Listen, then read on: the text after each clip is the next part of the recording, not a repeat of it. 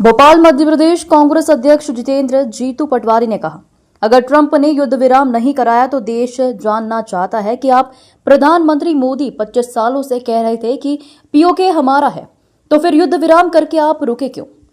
इस सबसे भारत को क्या लाभ हुआ? भारत सरकार की क्या नीति है? दिन प्रतिदिन देश इनका चेहरा देखता जा रहा है। पार्लियामेंट में उन्होंने बयान दिया है ऑपरेशन सिंदूर को लेकर। उन्होंने कहा कि दुनिया के किसी नेता के कहने पर युद्ध नहीं होगा। नहीं, ये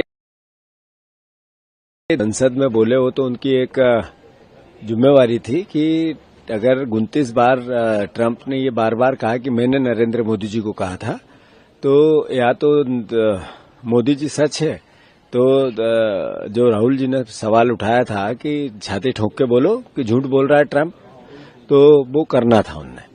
रही बात दूसरी कि अगर देश के प्रधानमंत्री से देश सवाल कर रहा है कि आखिर क्या परिस्थिति थी कि 25 साल से आपने कहा कि कश्मीर जो पाकिस्तान के पास है वो हमारा है, जो बार बार वो चिल्ला चिल्ला के बोल रहे थे, जब अवसर आया इस बात का कि जब उस कश्मीर को भारत में मिलाना था तो आप फिर रुके क्यों? अगर ट्रंप ने नहीं कहा, आपने निर्णय लिया, तो फिर 25 साल से जो आप बोल रहे थे कि कश्मीर हमारा है, फिर उससे आपने बैकअप क्यों किया? ये भी देश जानना चाहता है। और फिर दूसरी बात, जो राहुल गांधी ने मूल प्रश्न उठाया कि ये पूरी जो एक्सरसाइज हुई क्यों थी, इससे भारत को लाभ क्या हुआ, और क्या अगली बार इसी तरह के किसी प्रकार के टेररिस्ट अटैक हो गए तो क्या पाकिस्तान पे हमला करेंगे क्या?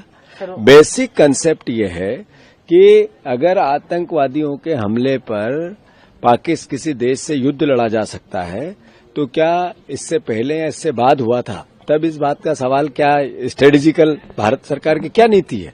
ये कुछ बेसिक सवाल है जो भारतवर्ष के सामने, देश की जनता के सामने, सरकार के सामने राहुल गांधी जी ने उठाए हैं।